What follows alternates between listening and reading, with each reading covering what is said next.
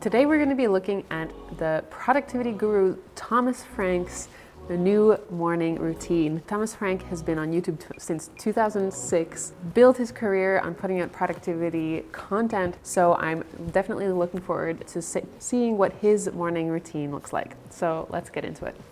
One of the most important lessons that I've learned about productivity is that the way you start your day really matters. Waking up on time and going through a sequence of healthy habits can give you the momentum that you need to roll right into your work, while waking up late or waking up without a plan can easily lead to procrastination.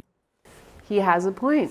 Waking up with a plan is definitely the best way to start your day, with purpose and understanding what you have to do and when to do it. Putting together a to-do list the day before is a great way to hit the ground running when you start up your day. And wasted time. So today I want to share the morning routine that I've been using recently. It's pretty simple, but it does involve one pretty big change from the way that I used to do things. Though we're going to get to that later because, well, first things first, I just have to get out of bed. And these days I'm waking up at about 6:30 in the morning, and 6:30. Well, I guess what do you expect from a productivity guru? Using a pretty simple trick. So if you saw my video that I put out a few years ago about how I used to force myself to get up early, I actually used to use a social media scheduler to schedule a tweet that would go out and tell people that I was being lazy. So to prevent this from going out, I would have to get up before the tweet's scheduled time, turn my computer on, and either move it to the...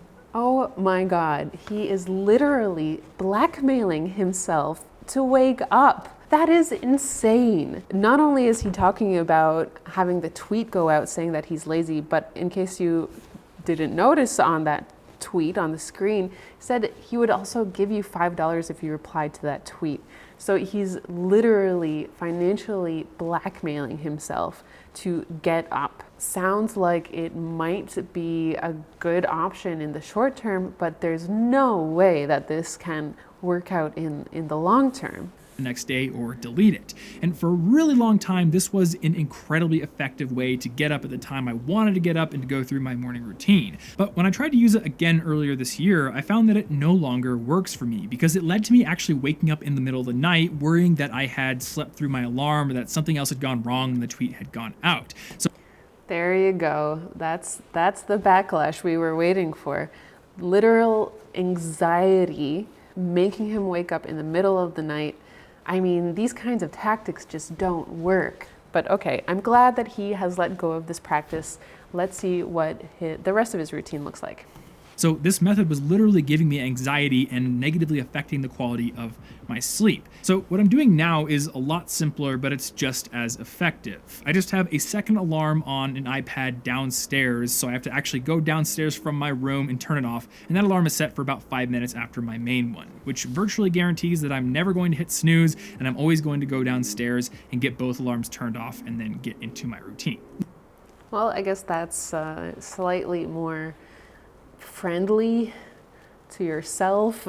The best way to wake up earlier in the morning is to go to bed earlier at night. So if Thomas is having this much trouble waking up at the time he wants to wake up at, I would suggest either trying to hit the hay a little earlier or honestly just pushing back that wake up time a little bit further. By tricking yourself every day, all day, it's going to have negative effects on your productivity and your ability to get things done.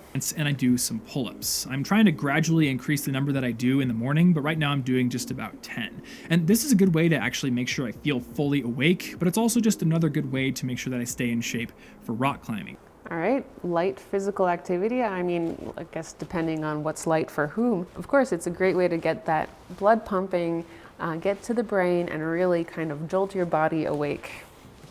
So once I've done those pull-ups, I will go outside for about a 10 to 15 minute walk. And this is really casual. Aha, but he follows it with a walk. Honestly, the walk will fill the same requirement that the 10 pull-ups do in terms of productivity and awakeness. Now, if he just wants to do it for the pure muscle mass and the rock climbing that he mentions, I mean, that's his business. But for everyone else, a walk is also a really nice way to start your day. Before we continue, just a quick message to subscribe to this channel for more React videos like these. All right, let's get back to it. casual, I'm not power walking, I'm not outdoor jogging, I'm just going to get a walk because this was a habit that I used to do every single morning after I graduated from college and I was living back in Iowa, and I really just wanted to add it back in. And while I'm walking, I'll usually listen to a podcast or an audiobook. Right now I'm listening to Wondery's excellent Business Wars podcast, specifically the Biker Wars series about Harley Davidson, along with Children of Ruin by Adrian Tchaikovsky. And both of these I highly recommend, though with Tchaikovsky you're probably going to want to start with Children of Time, which is the first book in that series. So it seems like Thomas here is just the king of multitasking. Anything he does, he's got something else going on as well. And honestly, I might even recommend omitting the podcast and just being with your thoughts. Check in with yourself and also thinking about your priorities for the day rather than kind of outsourcing your thoughts to someone else's content, in this case books. Once I'm back from the walk, it is time for breakfast. But before I get to cooking, I first activate a little routine that I created on my Echo speaker. Alexa, start my morning. Today, there are 2 events remaining. At 2 p.m. there's podcast interview with The Rock, and at 3 p.m. there's callback to Greg. This lets me know what's on my calendar for the day, it tells me the weather, and then it starts a little morning routine playlist that I created on Spotify, which I'll share down in the description below in case you're interested. For breakfast, I will sometimes make a smoothie, which I made a video all about a couple of months ago, and you can check that out in case you're interested. But recently, I've just been sticking to a very simple wrap: eggs, cheese, bacon, and salsa. And I'll also slice up an apple and, of course, make coffee. And funny little side note about that coffee, a few months ago I actually decided to do a blind taste test pitting the craft roasted expensive beans at my local grocery store with regular old Caribou Coffee dark roast beans. And when I did that, I was surprised to find that I actually liked the Caribou beans better, which was interesting because they were literally half the price. So again, we're seeing this like super layered multitasking going on. So not only is he just coming home to make his breakfast, but he's got this automated kind of chain reaction of Alexa telling him the weather, his calendar, and then starting up his own pick-me-up morning playlist, which is, I mean, altogether it seems very automated. I mean, good for him, but seems like quite like much. Like this guy has really planned things out. And I love that he's testing his coffee preferences. I really like that idea that not necessarily the most expensive coffee is going to be the tastiest coffee. So doing that test actually showed me that it's a good idea to do these kinds of tests on a regular basis to make sure that you're making logical choices instead of just following mere signifiers of quality like price. After breakfast, it is time to do some learning, which usually takes the form of reading, though I don't always just read books. Sometimes I do, but other times I'll dig into a really long article. For example, one that I read recently was Ray Dalio's new article on paradigm shifts, which I found pretty difficult to read personally, but it actually led to me making some changes in the way that I'm investing my money. So I'll have that link in the description down below. Insane that he's saying that he's spending this after lunch, after breakfast time dedicated to reading, even though we've already seen him doing some reading, though in audio format, during his 10 to 15 minute walk in the morning. I guess fun reading for the walk and then more non-fiction reading after breakfast. Feels like he is like squeezing the maximum out of his morning here. Below as well for anyone who's interested. I do think it is a pretty good read. Anyway, once that's done, it is time to shower. And in my bathroom, I actually keep a small Bluetooth speaker, and I use my showering time as time for vocal practice. About a year ago, I started... Oh my God, this guy cannot do just one thing at a time. He's not even able to just shower. He's got a speaker where he's learning to sing. Oh man, what can't this guy do? This is starting to feel like a little bit much. Actual vocal lessons, and I found that singing in the shower is actually a great way to get some real daily practice in. And in addition to that, I've also created several different playlists on Spotify that each target a specific type of practice in singing, like high range training, low range training, etc. So it's really easy to build up a queue and get about 20 minutes of real deliberate practice in. And this is a great complement to the more lengthy sessions I do when I have time and the actual lessons as well. And that's it. When I'm done with all this, And that's it, he says.